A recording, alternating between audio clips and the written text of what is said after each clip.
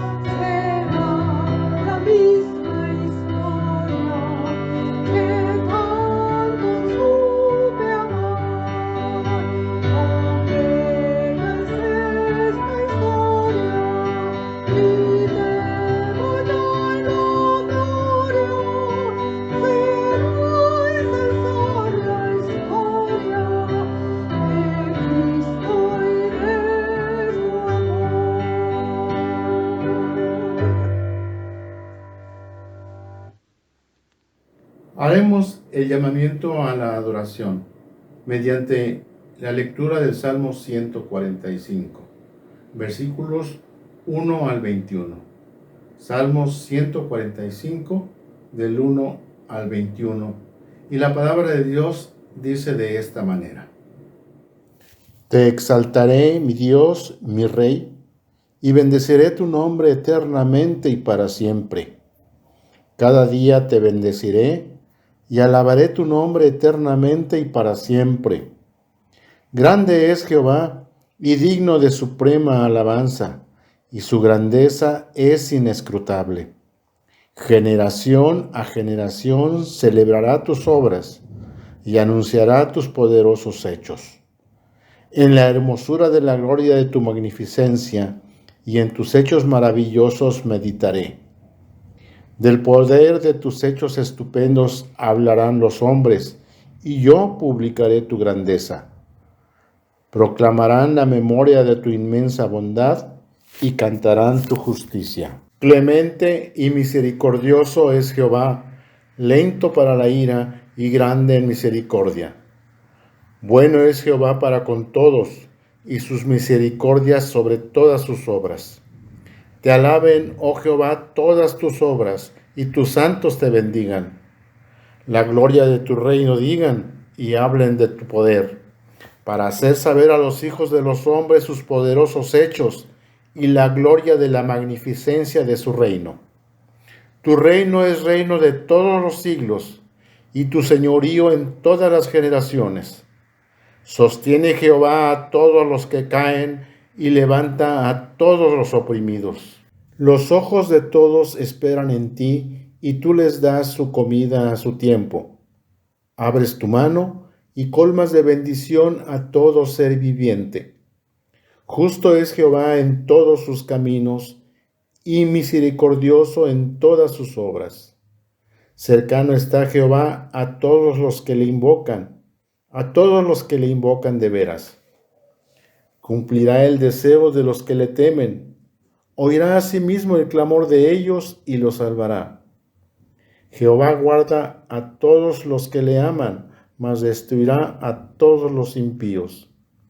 La alabanza de Jehová proclamará mi boca, y todos bendigan su santo nombre eternamente y para siempre. Amén. Haremos la oración de invocación. Oremos, hermanos. Padre nuestro, Señor nuestro, exaltamos y glorificamos tu nombre, porque solo tú eres digno de toda la gloria, toda la honra y toda la alabanza. Te ofrecemos este culto, Señor, y te pedimos que te agrades de lo que hagamos en esta tarde. Que te agrades, Señor, de los cantos, que recibas nuestras oraciones y que también nos hables a través de la lectura de tu palabra. En el nombre de Cristo Jesús te lo rogamos. Amén. Hay poder en Jesús. Es el título de este himno, el himno número 592, que vamos a entonar en este momento.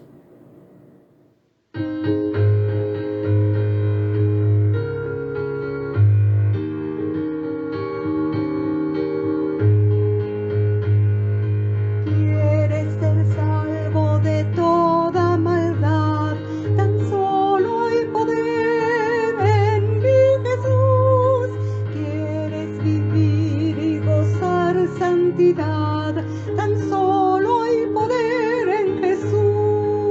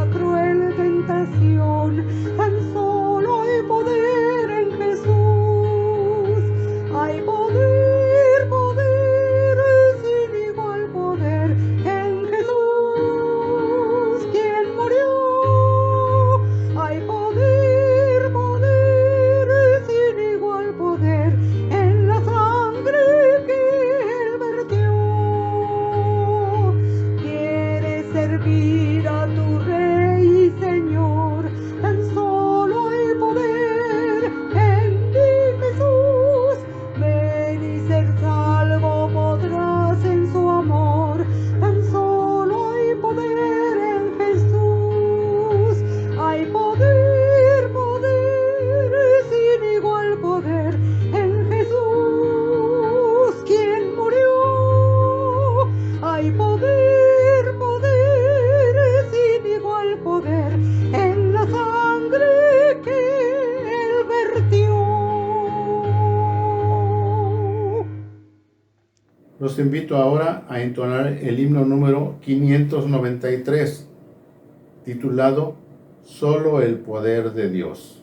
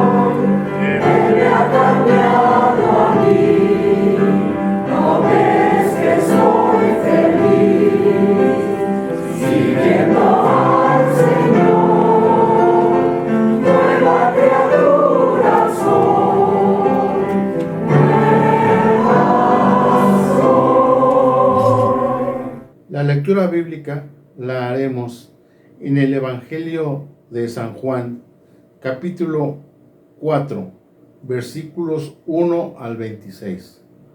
Juan 4, del 1 al 26. Y Dios nos habla a través de su palabra de esta manera. Cuando pues el Señor entendió que los fariseos habían oído decir: Jesús hace y bautiza más discípulos que Juan, aunque Jesús no bautizaba sino sus discípulos, salió de Judea y se fue otra vez a Galilea, y le era necesario pasar por Samaria. Vino pues a una ciudad de Samaria llamada Sicar, junto a la heredad que Jacob dio a su hijo José. Y estaba allí el pozo de Jacob. Entonces Jesús, cansado del camino, se sentó así junto al pozo. Era como la hora sexta. Vino una mujer de Samaria a sacar agua, y Jesús le dijo: Dame de beber, pues sus discípulos habían ido a la ciudad a comprar de comer. La mujer samaritana le dijo: ¿Cómo tú, siendo judío, me pides a mí de beber, que soy mujer samaritana? Porque judíos y samaritanos no se tratan entre sí. Respondió Jesús y le dijo: Si conocieras el don de Dios y quién es el que te dice: dame de beber, tú le pedirías y él te daría agua viva.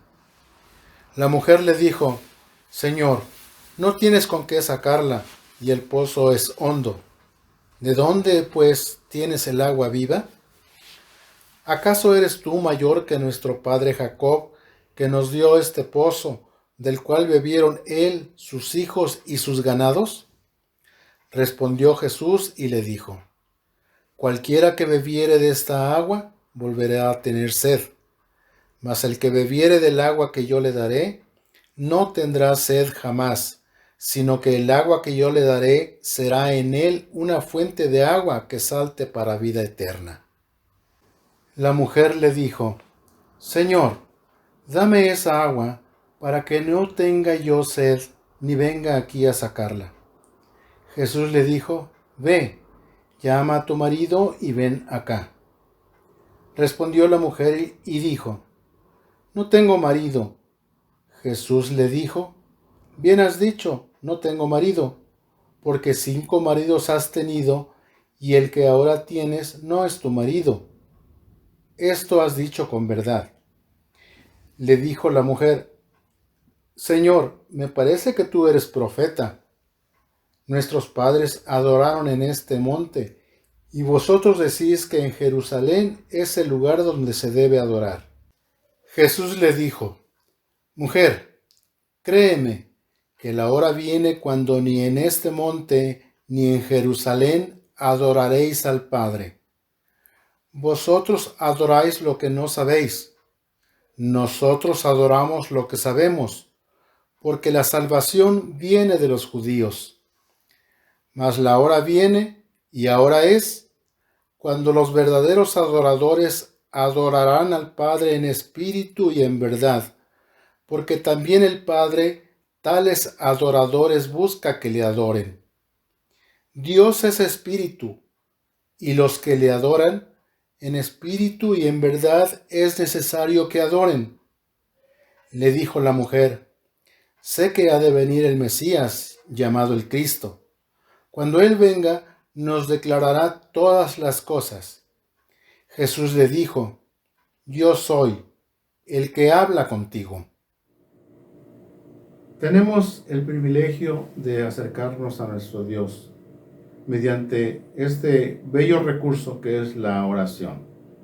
Los invito, hermanos, a que oremos a nuestro Dios.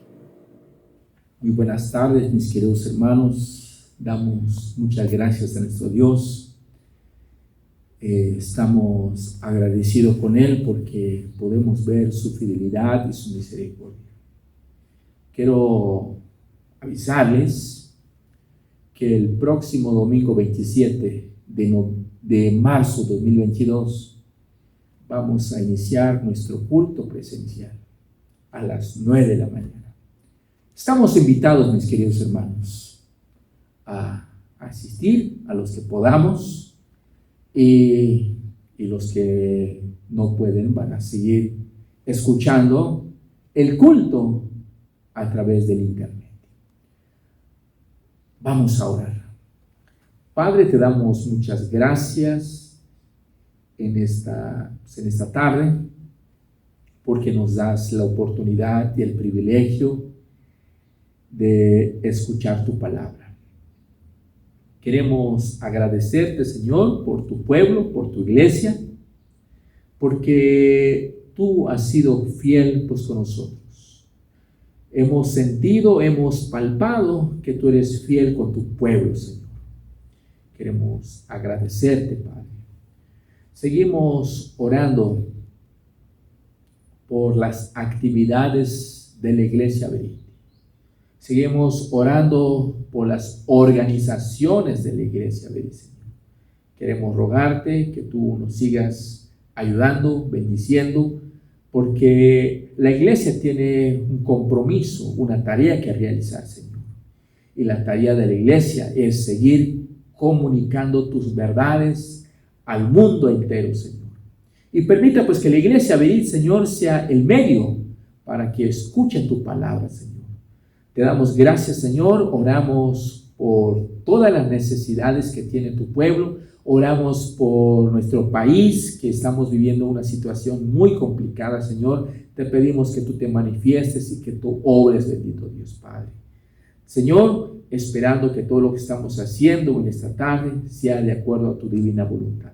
En el nombre de nuestro Señor Jesucristo, te damos la honra y la gloria. Amén. Sigamos alabando a nuestro Dios, y ahora lo haremos mediante nuestros diezmos y nuestras ofrendas. En Proverbios 3, del 9 al 10, leemos: Honra a Jehová con tus bienes, y con las primicias de todos tus frutos, y serán llenos tus graneros con abundancia, y tus lagares rebosarán de mosto. Oremos. Padre bendito, te damos muchas gracias porque nos permites ofrendarte, porque nos das la oportunidad de darte un poco de lo mucho que tú nos das. Te pedimos, Señor, que recibas estos diezmos y estas ofrendas, que las santifiques, que los multipliques y que des sabiduría a tus siervos para el correcto manejo de estos diezmos y de estas ofrendas. Te lo rogamos todo en el nombre de Cristo Jesús, Señor nuestro. Amén. Tendremos ahora una participación especial.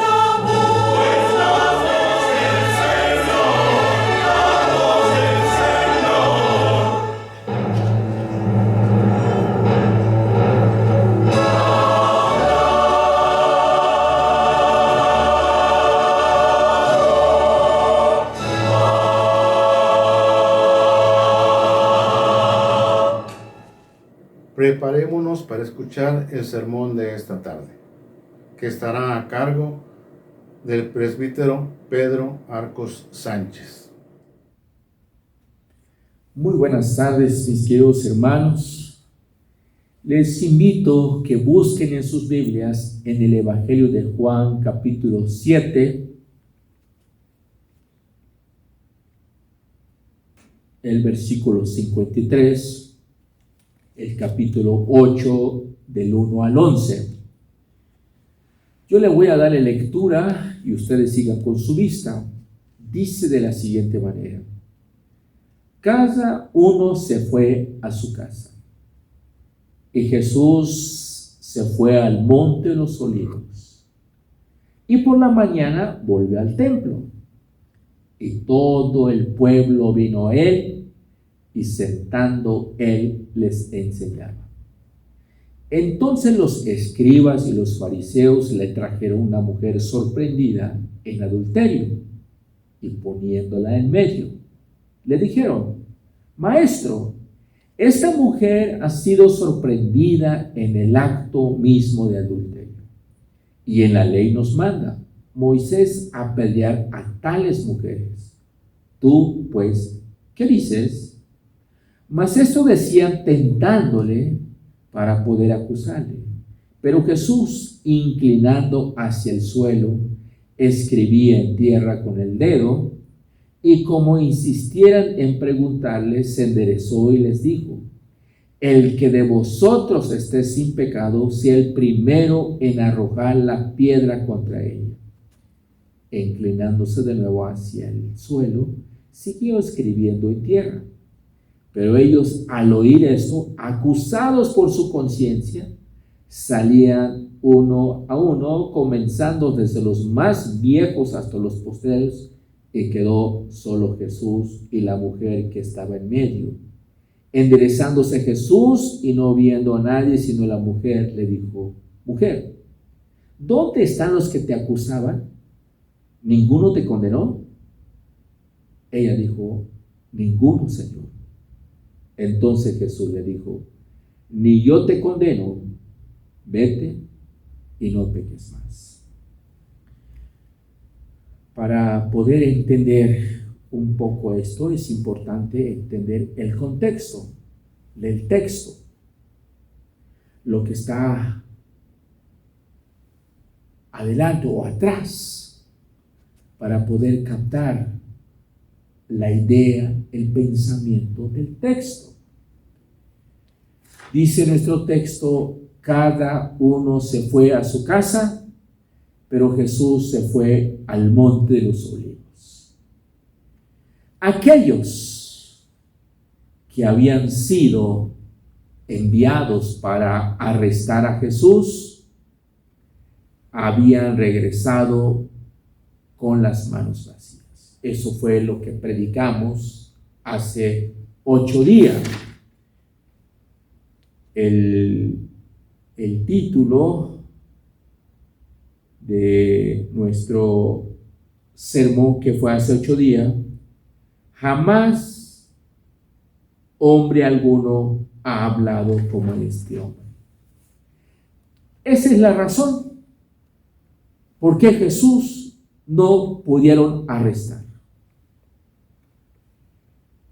Así que la policía, los alguaciles, regresaron con las manos vacías porque se impactaron por la manera de enseñar nuestro Señor Jesucristo. Por eso dice el texto: y cada uno se fue a su casa, pero Jesús se fue al monte de los Olivos. Así pues, se suspendió la sesión, la reunión del Sanedrín, y sus miembros se fueron a su casa, porque no pudieron lograr su objetivo de arrestar a Jesús. Otra de las razones que no pudieron arrestar es que Jesús aún no había llegado su hora. La multitud del templo también regresa a sus casas. El Señor Jesús se retira a pasar la noche en el monte de los Olivos. Allí seguramente Jesús pasó la noche. Y dice el versículo 2: y por la mañana volvió al templo. El monte de los Olivos no estaba lejos del templo.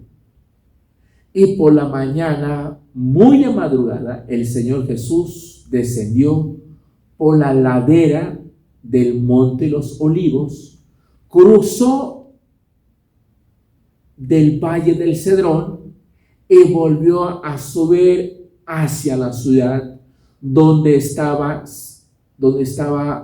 ubicada el templo.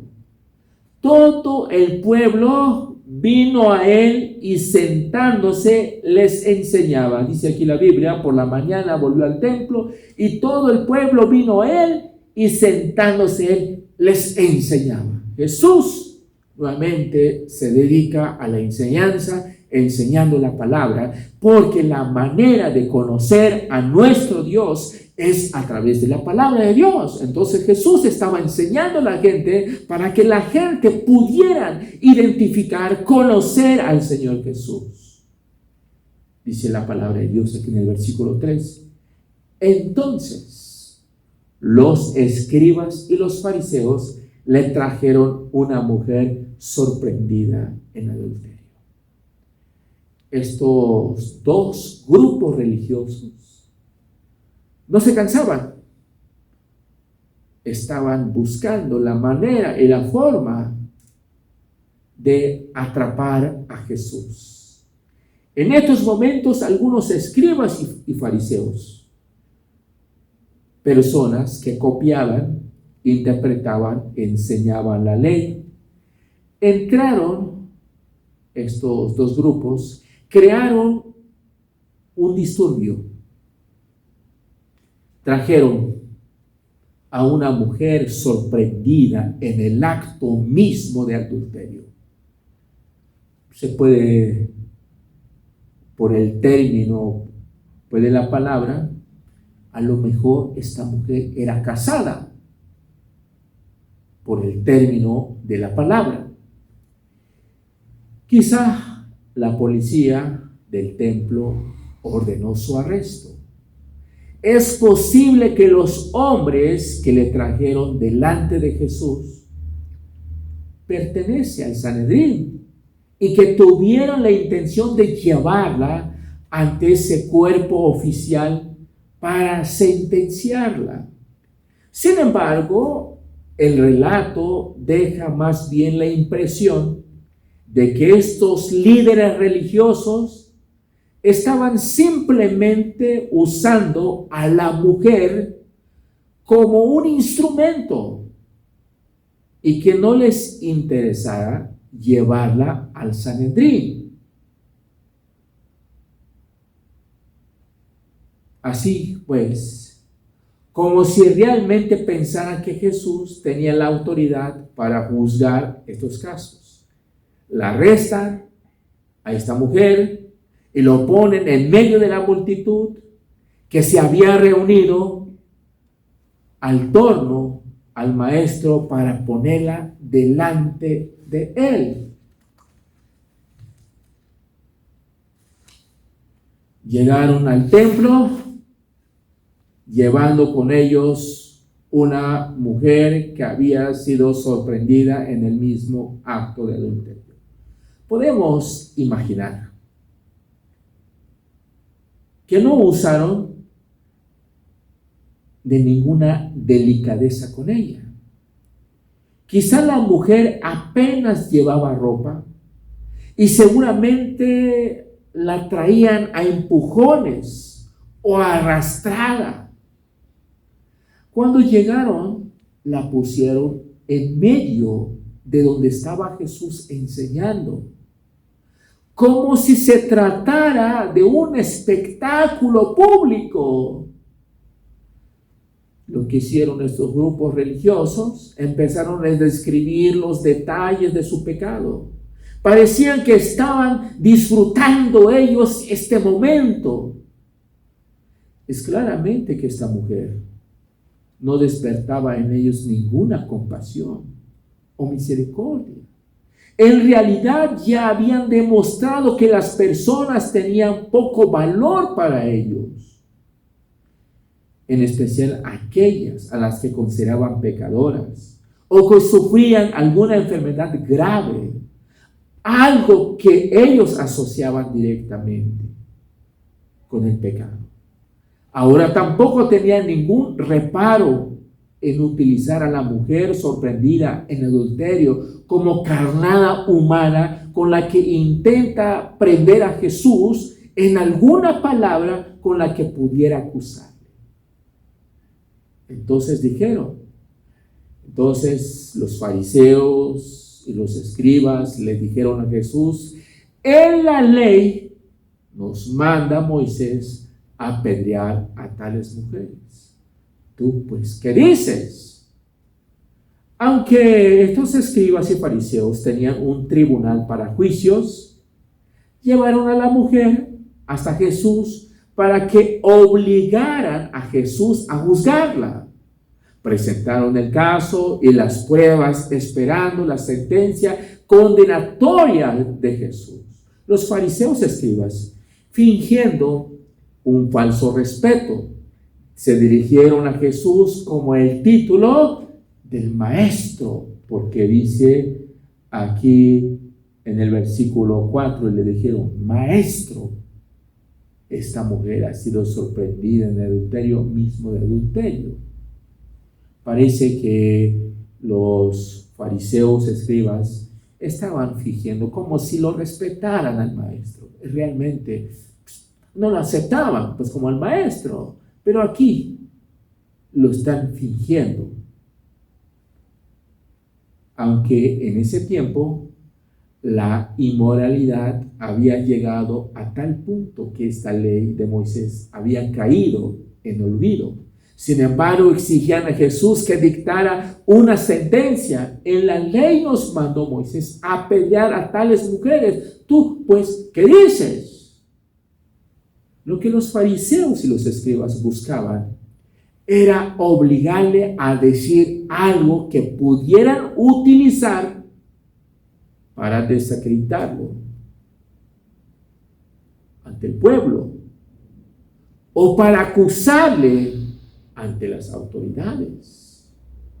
En realidad estaban obligando a Jesús a elegir entre la misericordia y la justicia. Ellos sabían que Jesús siempre se había caracterizado por su compasión hacia los pecadores. Ahora pues ellos esperaban que mostrara hacia la mujer adúltera la misma misericordia que le habían caracterizado durante todo su ministerio. Pero si lo hacía, quedaría claro para ellos que no respetaba la ley de Moisés. El problema que le presentaron a Jesús tenía que ser contestado, puesto que tenía que ver con el meollo de su ministerio. El evangelista Juan inició diciendo que la gracia y la verdad vinieron por medio de Jesucristo, Juan 1:17. Si Jesús condenaba a la mujer, entonces ¿dónde estaba la gracia? Si le perdonaba, ¿no era eso en prejuicio de la verdad y una negación de la ley divina? ¿No decía que la ley, que Dios no justificara al impío? ¿Qué diría Jesús? Por otro lado, si condenaba a la mujer, incitaba a los judíos a apedrearle, tal como la ley judía indicaba. Esto también le provocaría problema con las autoridades romanas, porque solamente las autoridades romanas permitían matar a alguien. Podemos notar que los escribas y los fariseos habían preparado su trampa con mucha exactitud, con mucha delicadeza, con mucha imaginación, bien planeada. Dijeran lo que dijeran, ellos tendrían la ocasión de acusarle. Pero no se daban cuenta, mis queridos hermanos y amigos, al que lo querían atrapar en algún pecado era el Hijo de Dios.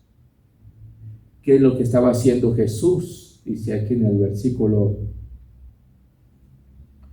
dice Jesús, inclinándose hacia el suelo, escribía con el dedo. La primera reacción de Jesús fue la de guardar silencio. En realidad, él ya les había dicho en otras ocasiones que Dios no había enviado a su Hijo al mundo para condenar al mundo, sino para que el mundo sea salvo por él. Un poco más adelante les aseguró a los judíos que él no juzgaba a nadie.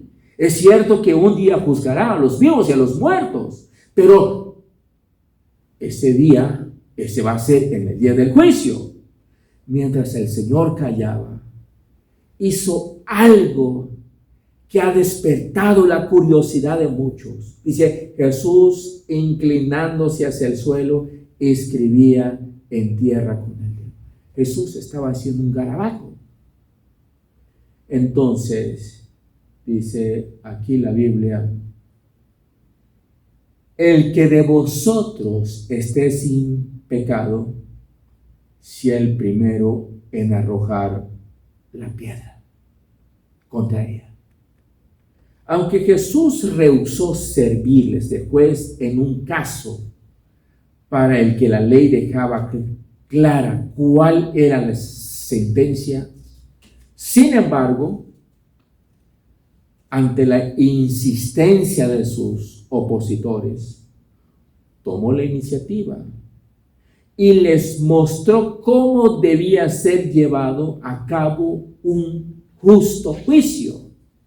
De forma impresionante, el Señor cambió la atención de la mujer tirada en el suelo a los acusadores. El que de vosotros esté sin pecado, sea el primero en arrojar la piedra contra ella. Inclinándose de nuevo al suelo, siguió escribiendo en tierra. Con desenfado, a pesar del silencio, los perseguidores siguen insistiendo en obtener respuesta. Podemos imaginar que su conversación fue más o menos así mientras rodeaban al Señor. Bueno, ¿qué dices tú? ¿Estás de acuerdo con Moisés? ¿Qué dices? ¿La apedreamos como exige en la ley de Moisés o la dejaremos libre? Tú dices, ¿qué dices tú? ¿Qué dices tú? Entonces, para dar peso a su respuesta, ¿qué es lo que hizo Jesús? Se levantó. Entonces dio una respuesta como solo él podía dar. No le quitó importancia al pecado de la mujer, ni tampoco abolió en forma expresa, implícita, el séptimo mandamiento, ni tampoco que descartaba la ley que exigía la pena de muerte para ofensas como estas.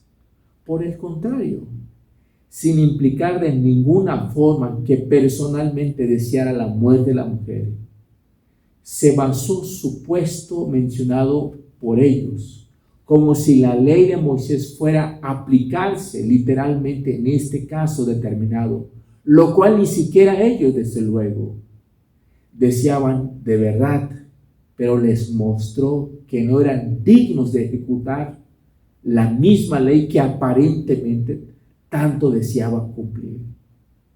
Lo que hizo arder la indignación sus mejillas fue el hecho de que estos hombres no tenían la intención de cometer el pecado de homicidio contra el mismo Mesías. Se presentaron como si estuvieran escandalizados por la ofensa infinitamente de esta mujer. Por eso dijo: el que de vosotros esté sin pecado, sea el primero en arrojar una piedra contra él. Estos escribas y fariseos actuaban como testigos acusadores. Sin embargo, el pecado del acusado no era nada en comparación con la perversidad de ellos. Pero ellos, dice la Biblia en el versículo 9, al oír esto, acusados por su conciencia, salían uno a uno, comenzando desde los más viejos hasta los postreros, y quedó solo Jesús y la mujer que estaba en medio. Uno puede casi ver a los acusadores retirándose uno por uno, comenzando por el más anciano, hasta que todo el grupo de escribas y fariseos se desvaneció. Dice la Biblia que primero los más viejos, seguramente porque tiene más pecado. Las palabras dejaron solo a Jesús, a la mujer que estaba en medio con esta mujer. Enderezándose Jesús y no viendo a nadie sino la mujer, le dijo: ¿dónde están los que te acusaban? Ninguno te condenó. Una vez que los acusadores se fueron, quedaron solos Jesús y la mujer. Curiosamente, la mujer no salió corriendo cuando vio marchar a los fariseos y los escribas. Seguramente quedó temblando ante Jesús, esperando saber qué decisión iba a tomar con ella. A diferencia de los fariseos, Cristo no tenía pecado y por lo tanto estaba a condiciones de arrojar la primera piedra. ¿Qué haría Jesús? ¿Qué hizo nuestro Señor Jesús?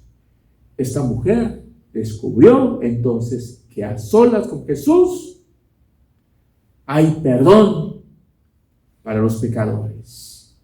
Hay perdón en esta tarde si nosotros queremos reconciliarnos con Jesús. Jesús le dijo, ni yo te condeno.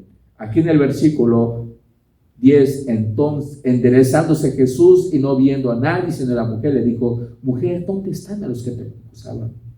Ninguno te condenó. La mujer no presentó excusa alguna para su pecado. No intentó justificarse comparándose con otros pecadores peores que ella. De sobra sabía que era culpable.